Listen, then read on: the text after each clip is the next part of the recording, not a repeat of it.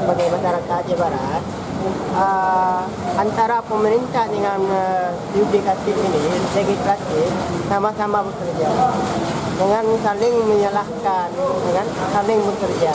Harapan kami lebih dekat pada rakyat, pada masyarakat. Selain itu Aja.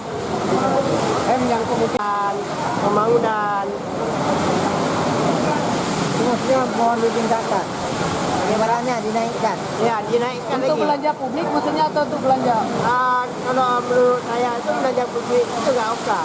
Yang lebih penting itu kesehatan, pendidikan, pembangunan. Itu yang ditingkatkan.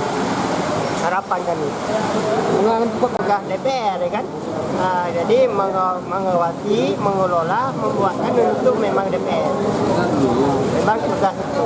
ya ini ada banyak anggota DPRK, BPK yang masih berbeli dengan persoalan dana TKI yang belum selesai. Dan bahkan bagian itu apa yang Yang belum dilunasi segera dilunaskan lah.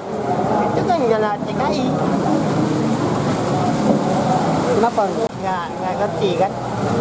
Itu lebih baik sediakan bandar untung yang masa jabatan sudah habis. Tapi harapannya terhadap dana itu harus dikembalikan. Iya, harus dikembalikan.